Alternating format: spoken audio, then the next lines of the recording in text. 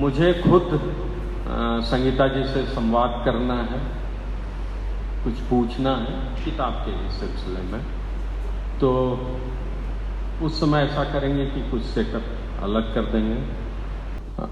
मैंने आप लोगों से शुरुआत में कहा था कि ये प्रोग्राम 1976 से चल रहा है, तो इस प्रोग्राम को चलाने के पीछे जिनकी सोच है वो है मम्मी अजीत कौर जी, और वो हम लोगों के बीच हैं, तो उनके लिए तालियां।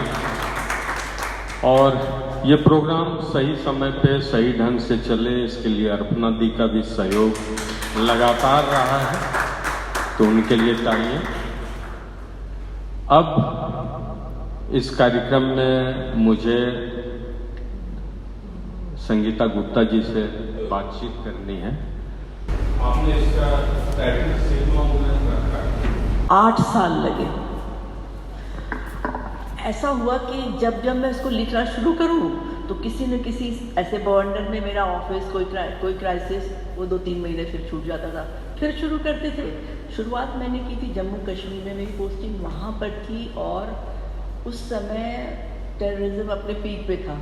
तो मेरे से ये कहा गया था घर से ऑफिस, ऑफिस से घर, जो भी होगा आप मतलब अपने घर से बाहर वॉक करने भी मत जाइए, अपने घर के दायरे में ही रहिए, वहीं पे वॉक करिए। तो मुझे लगा कि ये मतलब मुझे बहुत बंधन महसूस होने लगा कि मैं I am a people's person, मुझे लोग अच्छे लगते हैं, बात करना अच्छा लगता है, और वहाँ बिल्कुल बहुत रिस्ट्रिक्टेड लाइफ थी। तो मैंने कहा इसको कैसे मैं इंटरेस्टिंग बनाऊँ। मैंने कहा चलो एक प्रोज में लिख नहीं पाती थी नौकरी के कारण। मेरी कहानी संग्रह बहुत पहले 91 में आया था, नागफनी के जंगल। फिर बेटा बहुत छोटा था, कभी वो गिर जाए, कभी कुछ हो, कभी मैं परेशान।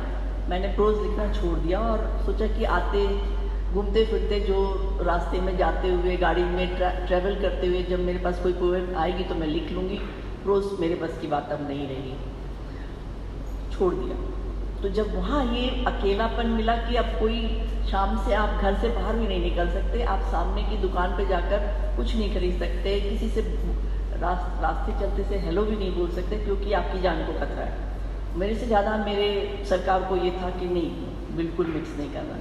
तो मैंने सोचा मैं इस टाइम को कैसे यूज़ करूँ। उस दौरान मेरा सबसे अच्छा काम हुआ है, पेंटिंग भी सबसे ज़्यादा बनी है, क्योंकि पूरा कंप्लीट सॉलिट्यूड मुझे मिल जाता था।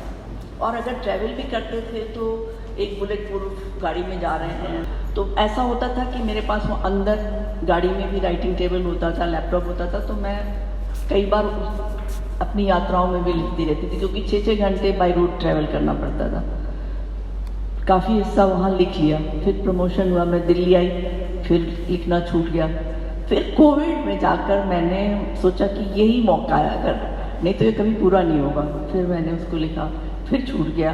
बेटा ढाका में था तो मैंने कहा मैं आ रही हूँ और मैं किसी से भी हेलो भी नहीं बोलूँगी, क्योंकि मुझे बिल्कुल भी फोकस होके इसको ख़त्म करना है।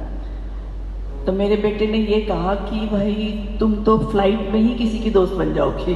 तो ऐसा भी है। सिग्मा वुमेन वो वुमेन, मैंने किताब का नाम रखा लेस ऑर्डिनरी। तो मेरा बेटा बोला कि इतना मॉडेस्ट मत रहो और इससे बेटर नाम लिखो, तुम लेस ऑर्डिनरी नहीं हो, ऑर्डिनरी शब्द तुम्हारे साथ मैच नहीं कर रहा है। तो उसके क्रिटिसिज्म से मैंने सोचा कि मैं दूसरा नाम रखूँगा। मैंने स्टडी करना शुरू किया कि कौन सा नाम अप्रोप्रिएट रहेगा। इस तरीके से सिग्मा वुमेन निकल कर आया। मैंने मृदला जी से पूछा, बोले बस यही है, यही नाम तुम्हारा सही रहेगा। सिग्मा वुमेन वो औरत होती है मेरे हिसाब से जो अपने निर्णय खुद लेने की क्षमता अपने अंदर पैदा करती है।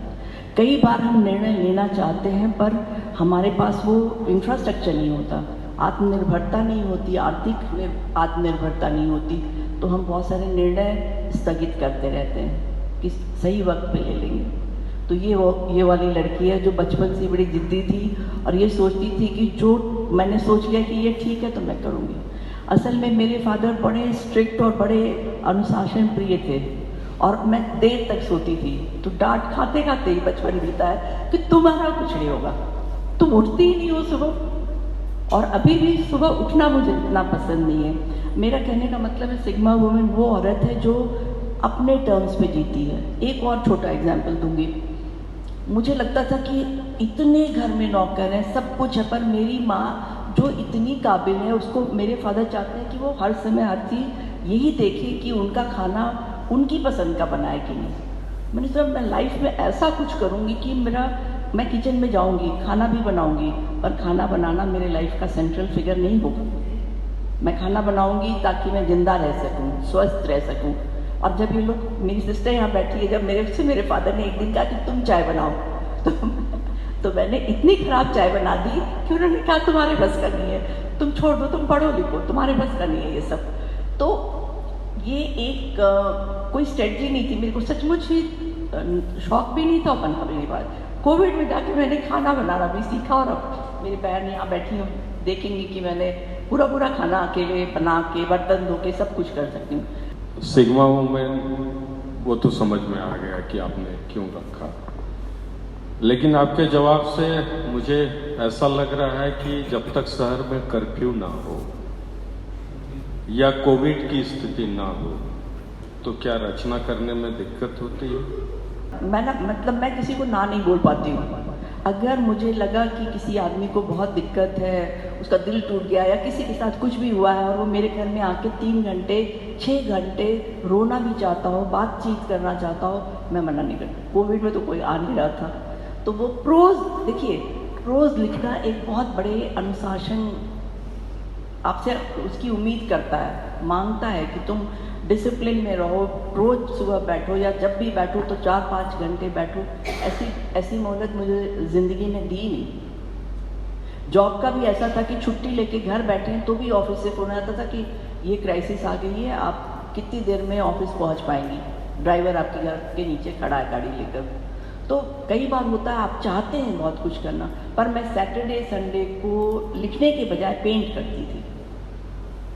क्योंकि मैं बहुत सारी विधाओं में हूँ तो कोई एक चीज़ छूट जाती है, ये किताब छूटती रही मेरे से। बड़े मुश्किल से ढाका में जाके वो पूरी हुई, क्योंकि वहाँ पर मेरे पास समय था और मैं किसी को जानती नहीं थी। बेटा ऑफिस गया, फिर लिखना हुआ। तो हाँ, कोविड ने मेरे साथ बहुत, मतलब कोविड का एक पक्ष ये भी है कि उसने आपको अपने आप से रूबरू होने का मौका दिया।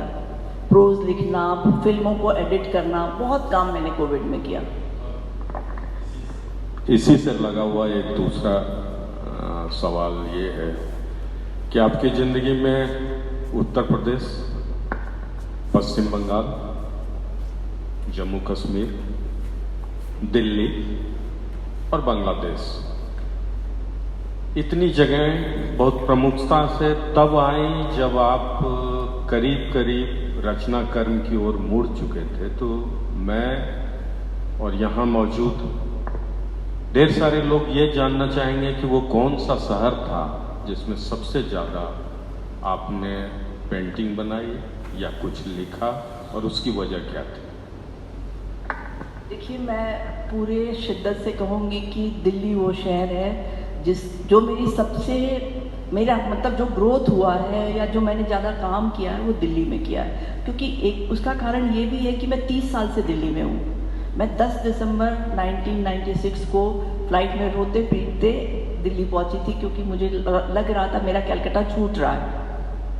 कलकत्ता मेरे जीवन में बहुत निर्णायक मोड़ पर मैं अपने वहाँ पर गई। मेरी फर्स्ट पोस्टिंग इलाहाबाद की। 2 साल नौकरी करने के बाद जब मैं कलकत्ता गई तो मुझे कलकत्ता शुरू में एडजस्ट करने में दिक्कत हुई, क्योंकि इलाहाबाद का कल्चर और कलकत्ता का कल्चर बिल्कुल अलग है। आपको एक एग्जाम्पल देती हूँ। जब इलाहाबाद में मैं सीढ़ी से उतरती थी ऑफिस में, तो जो जहाँ होता था वहीं खड़ा हो जाता था। इस तरह का सम्मान वहाँ पे उस तरह का कल्चर है, यूपी का फ्यूडल है। और कलकत्ता में आप जाए जो हो, आपके साथ आपके लिफ्ट में आपका पियून जा रहा है, मैडम आपने छेले केमन आछे, तन्मय भालो आछे, मतलब वो आपसे ऐसे बात करेगा जैसे आपका दोस्त हो। और जब थोड़ा आप एडजस्ट कर लेते हो तो आपको मज़ा आने लगता है। और बहुत खुश होगा तो एक पौधा ले आएगा, बोलेगा माली जो होगा कि मैडम आपकी कविता मैंने पढ़ी कहीं पर और मैंने सोचा कि सबसे अच्छा प्लांट आपके रूम में रख देता हूँ। तो ये कॉम्प्लीमेंट्स हैं। कलकत्ता आपको लेवल कर देता है, वहाँ सब बराबर हैं। और केवल अफसर होने से मेरी इज्जत नहीं थी, कवि होने से मेरी इज्जत थी।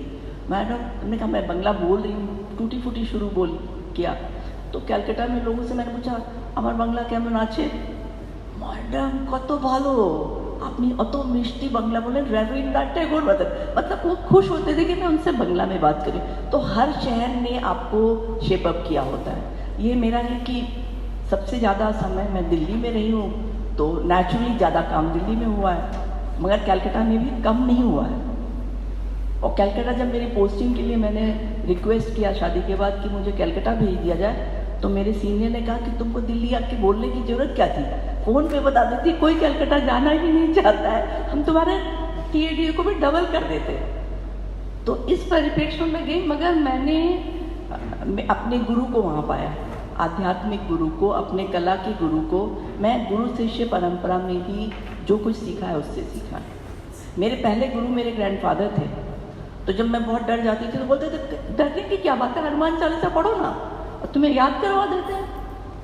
तो वो संस्कार पहला गुरु आपके घर के परिवार का ही कोई सदस्य होता है, पर कैलकाटा ने मुझे बहुत ज़्यादा परिमार्जित किया है। उसके बाद दिल्ली आई तो फिर से स्ट्रगल स्टार्ट हुआ, क्योंकि मुझे कोई यहाँ जानता नहीं था, न साहित्य में और न कला में।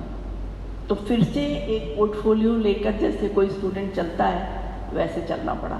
एक पेड़ उखड़ कर दूसरी जगह आया तो फिर उसको दूब बनना पड़ा, और दूब बन के फिर बरगद बनने की कोशिश कर रही हूँ। आपकी रचनाधर्मिता से ही जुड़ा सवाल है कि आप महाश्वेता देवी के करीब रही, उनसे बार बार आपकी मुलाकात होती रही, आशापूर्णा देवी से आपकी मुलाकात होती रही, मदर टेरेसा से आपकी मुलाकात होती रही। वो मदर टेरेसा से इनकी मुलाकात आपकी होती रही। इसके बाद कलाम से आपकी मुलाकात होती रही। तो मैं ये जानना चाहूँगा कि बड़े लोगों से ये मुलाकात आपकी रचने की क्षमता को कैसे प्रभावित करती है? अगर मान लीजिए कि मैं कुछ रचना चाहता हूँ और मेरी मुलाकात कलाम से नहीं हुई है, आप कुछ रचना चाहते हैं और आपकी मुलाकात कलाम से हुई है, तो इस प्रोसेस में क्या फर्क होता है? हाँ, बहुत अच्छा प्रश्न है। ये तो सबसे ज़रूरी प्रश्न था, क्योंकि कई बार मेरे बारे में जो लोगों की एक पर्सपेक्टिव है ना, वो ये बनती है कि बहुत आला अधिकारी है, बहुत बेबाक है, फायर ब्रांड संगीता गुप्ता, ऐसे मेरी इमेज है मेरे काम के बारे में। काम अपनी जगह पर है, पर मेरी साहित्यिक रुचि इनकम टैक्स ऑफिसर बनने के बाद नहीं हुई है। मैं 15 साल की उम्र से लिख रही हूँ। मैंने पहली बार गीतांजलि पढ़ा तो फूट फूट के रोई, और लगा कि भाई ये तो वही है जो मतलब मेरे मन के अंदर चल रहा है। मैं सिविल सर्विसेज के एग्ज़ाम में जब पढ़ रही थी तो उसके पहले मैं लेक्चरर बन चुकी थी पॉलिटिकल साइंस की। मेरे ना सब कुछ जल्दी जल्दी करने की आदत है, एक मेरे अंदर हाइपर वुमन भी है। तो 20 साल की उम्र में पढ़ाई शुरू ख़त्म करके 21 में लेक्चरर बन गई। उसके बाद सिविल सर्विसेज दिया। मैं मेहनती बहुत हूँ, और मेरे कोई भी क्वालिटी हो या ना हो, मेहनत मैं इतना ज़्यादा कर देती हूँ कि मुझे घर पे या भाई बहन भी अभी भी डांटते रहते हैं वर्कहोलिक, मगर मुझे इससे फ़र्क नहीं पड़ता, क्योंकि उससे मुझे एनर्जी मिलती है। अब मैं इस प्रश्न पे आती हूँ कि इन लोगों से मैं अगर नहीं मिली होती तो क्या होता, मेरे रचना में कोई फ़र्क आता? शायद नहीं आता। देखिए, आप जब मैं साहित्य प्रेमी हूँ, बचपन से जिस समय कोई अकल भी नहीं थी तब मैं डॉक्टर जीवागो क्योंकि मेरे पिता को पढ़ने का बहुत शौक था। मेरे घर में बिना पढ़े कोई भाई बहन सोता ही नहीं था। हम लोग किताबों के लिए लड़ते थे कि ये किताब मैं पढ़ रही थी, तुमने क्यों उठाया, मेरी ख़त्म होगी तो पढ़ना। मेरी सिस्टर यहाँ बैठी है। मेरे फादर ऐसी किताबें रखते थे, कार्ल मार्क्स को पढ़ रहे हैं तो दास कैपिटल घर में रखा है, मेन कैंप ओरिजिनल बुक्स पढ़ते थे। तो हम लोगों के ऊपर ये, और हमारे समय में इतना बाहर जाना, टीवी देखना, इंटरनेट, ये सब कुछ था ही नहीं। हमने अपने को मांझा है किताब पढ़कर। तो साहित्य प्रेम मेरा इतना अगाध था कि मैगजीन आती तो हम भाई बहन लड़ते थे कि पहले कौन पढ़ेगा। मैंने इन सारी जिन लोगों का आपने नाम लिया है, महाश्वेता देवी, आशापूर्णा देवी, इन सबको बहुत गहराई से पढ़ा था। तो जिज्ञासा होती है, किसी शहर में आप जाते हैं और महादेवी वर्मा की कविताएं पढ़ के आपको बड़ा सुकून मिला होता है बचपन से, आप उनको रट रट के पढ़ रहे होते हो कि क्या लिखा है भाई, क्या रेखा चित्र बनाया, कैसे वो तरबूज लेके बच्चा रहा है, ये सारी इमेजेस होती हैं और आपको मौका मिलता है उनसे मिलने का। और सब दोस्तों ने किया है, मिलवाया सब दोस्तों ने है। मेरे लाइफ में मेरे भाई बहनों का भी रोल बहुत इम्पोर्टेंट है। और इतनी मोटी किताब लिखने के बाद और एक वॉल्यूम लिखूं तो भी अपने दोस्तों के बारे में लिखूंगी तो वो कम लिखा जाएगा। और महाश्वेता देवी से मिलना मेरा एक ऑर्गेनाइजेशन के सिलसिले में हुआ।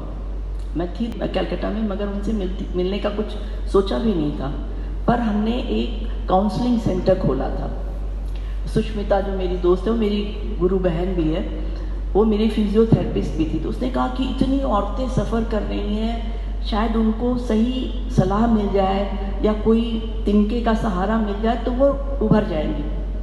तो मैं एक सेंटर खोल रही हूँ, पर चूंकि मैं फॉरेनर हूँ, वो डेनमार्क से थी, तो शायद मेरी बात से वो रिलेट ना करें और मेरी हिंदी ठीक नहीं है, तो तुम मेरे साथ चलो। हमने कहा मेरे पास कम टाइम है, मेरा क्लास रहता है, सर मेरे को डांटेंगे कि सैटरडे संडे में भी तुम ठीक से काम नहीं कर रही हो। तो बोली जब क्लास ख़त्म होगा तुरंत गाड़ी में बैठना और आना। पर कितने देर की ड्राइव है? आधे घंटे की। तो ऐसे करके मैं जब गई तो हम लोग एक मैगज़ीन निकाल रहे थे और हमें एक उनसे, चूँकि वो एक बहुत स्ट्रॉन्ग वुमेन है, तो हमने सोचा कि एक उनसे हम इंटरव्यू कर लें, कुछ कर लें। इस सिलसिले में महाश्वेता देवी के पास जाना हुआ। और कौन उनसे प्रभावित नहीं होगा? 1084 की माँ पढ़ के, रुदाली फिल्म देख के, उषा गांगुली का रुदाली का नाटक देख के कौन उनसे नहीं मिलना चाहेगा। और जब उन्होंने वो कहा, उन्होंने कहा मैं तुम्हें 10 मिनट का टाइम दूँगी। मैंने कहा मैं 5 ही मिनट में बात करके आ जाऊँगी, आपको तंग नहीं करूँगी। जब मैं उनके घर गई हूँ तो वो ऐसे घर में रहती थी, पुराने ज़माने में नहीं होता स्पाइरल सीढ़ियाँ, ऊपर गई तो एक बिल्ली उनके बगल में सो रही थी और यहाँ पे एक राइटिंग पैड रखा था और पेन रखा था। तो उनका कमिटमेंट देखिए, ऐसे लोगों से मिल के तो आपकी ऊर्जा दुगनी हो जाती है। मदर टेरेसा को जब मैंने पहली बार मिला तो वैसे ही मेरे से किसी ने कहा कि आप उनसे मिलना चाहेंगे, तो हमने कहा कौन नहीं मिलना चाहेगा। तो जब भी ऐसे अवसर मिले तो मैं कूद के गई। ऐसे अवसर मैंने उसके लिए चेष्टा नहीं की, मुझे स्वतः ही मिलते चले गए।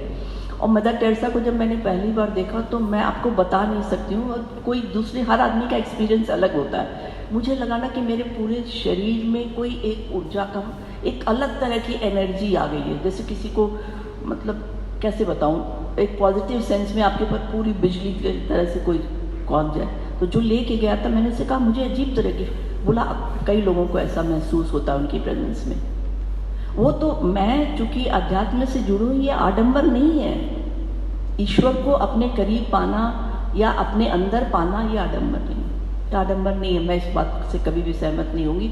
वो आपकी अपनी आत्मबोध है, आपकी चेतना अगर कह रही है तो आप समझ लेते हो कि कोई है, कोई है।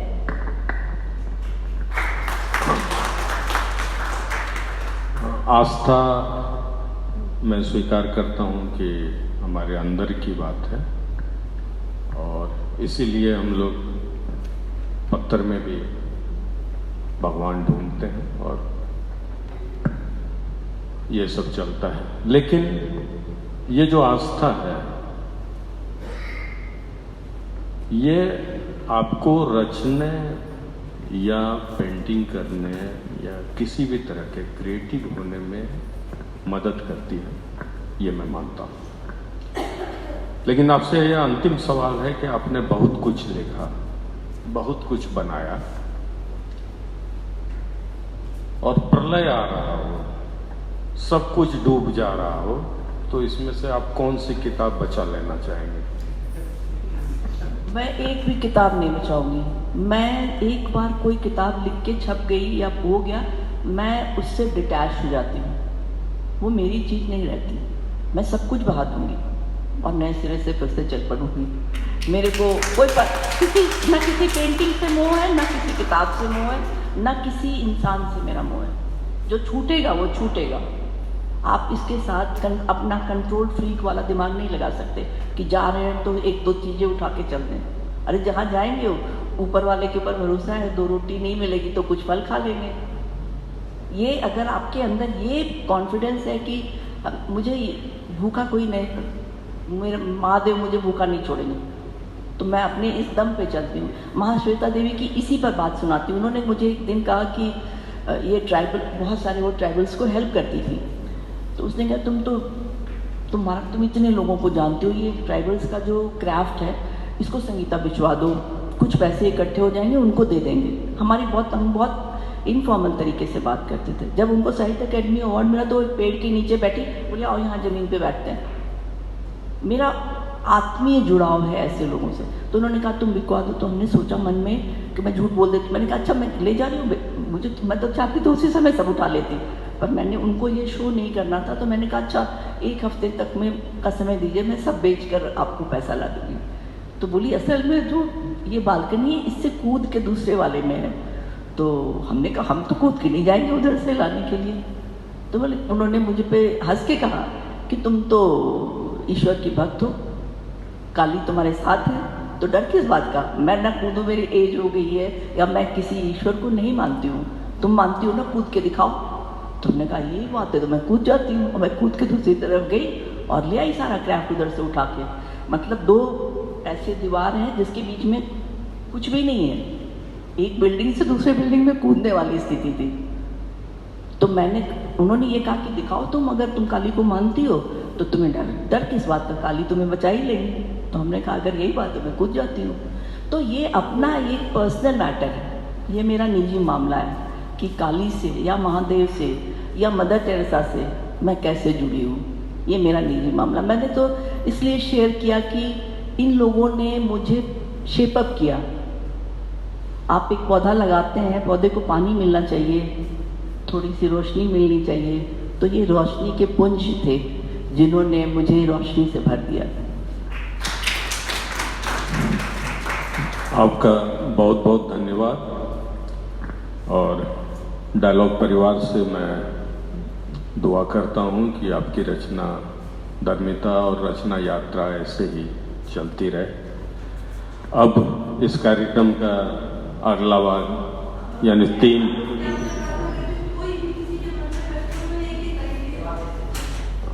अगर कोई प्रश्न हो आप लोग पूछ सकते हैं।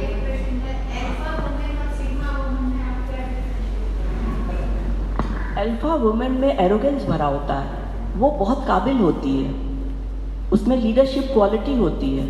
अल्फा वुमेन सुनती नहीं है किसी की, वो डिक्टेट करती है, वो कहती है कि ठीक है ये ऐसे होगा। तो कई बार आपको अल्फा वुमेन तब होना पड़ता कि क्राइसिस है, यहाँ आग लगी है तो पानी पूछे कि कहाँ से लाएंगे, वो वाले में तो अल्फा वुमेन बाय बर्थ कोई नहीं होता कुछ भी। एक बच्चा जो है वो एक प्योर सोल होता है, कोई भी by birth alpha beta gamma sigma कुछ भी नहीं। एक बात बता रही हूँ, आपका परिवेश आपको बनाता है, आपके माता पिता आपको गढ़ते हैं, आपका स्कूल आपको गढ़ता है। मेरे फेवरेट टीचर के बारे में भी है जिनके पीछे हम लोगों सारे स्कूल के बच्चे उनके पीछे पागल थे। तो ये लोग आपको, मेरा साहित्य में इंटरेस्ट मेरी टीचर के कारण भी हुआ। और सिग्मा वुमेन वो है जो बोलेगी नहीं, कर देगी चुपचाप। आप उसके ऊपर आप कोई ह्यूमिलिएशन कर दे, बोल दें तुम्हारे बस का नहीं है, बोलेगी नहीं, बोलेगी रुक जाओ करके दिखाऊंगी, वो चुपचाप कर देगी। जी हाँ, अल्फा मेल आपने देखा होगा, एक फिल्म आई थी ना अभी एनिमल, है ना, तो वो है अल्फा वुमेन जो औरत को की इज्जत नहीं करता। तो अल्फा वुमेन भी किसी को कुछ नहीं समझती। मैं कभी भी अल्फा वुमेन नहीं बनना चाहूँगी।